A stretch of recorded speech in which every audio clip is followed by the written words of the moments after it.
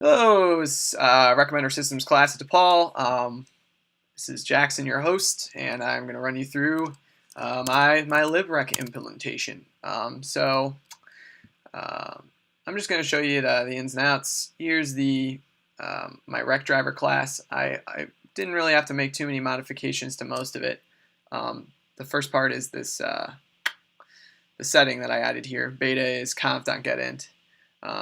So I added this property called rec.recommender.beta, and that's for doing the adjusted similarities.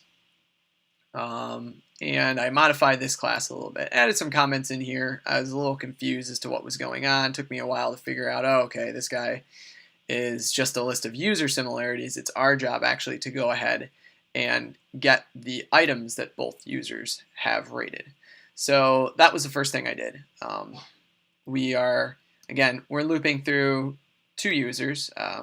So for every user that we have ratings for, we have a list of similarity ratings between that user and all the other users and how similar they are. And we're iterating through this list. I'm going to call these the target users. These are the users. And we're iterating through the similarities between the users and all the target users, or the other users that they have similarity to in the data set.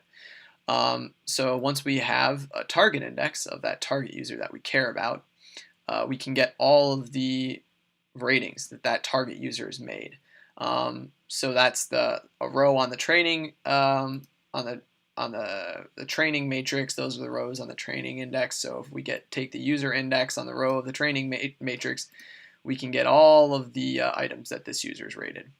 The same thing, and then once we have that user rating vector, we can get the indices through this nice helper method called getIndexSet. So this gives us all the indices of the items that the target user is rated. We're going to use the same, just the regular user. We're going to do the same thing for the target user, and then we're going to do a set intersection. And so these are the items that both users have rated, and then we're going to get the size of that for the overlap, and then we're going to divide the overlap by our set beta that we set in the configuration file. If this is anything more than 1, which means if there's more items overlapped, we don't want to make this rating any more valuable. We just want to penalize ratings that are lower than beta. So we're just going to take the minimum of that and multiply this similarity measure between the user that we're looping through and the target user. And since we're still returning just a similarity value that's adjusted by some punishment, if anything, I didn't have to modify anything in the rest of this project. The recommender, or the driver, was what was given to us. So now I'm going to run you through it. There's this nice bash file that you can pass it this configuration. I'm using user_rec.properties. So it runs. This is, I believe, we're using the MAE. Yeah, so user_rec.properties. I first set it to use the MAE recommender. These are the items that we're modifying along with this guy. So we were using a beta 5.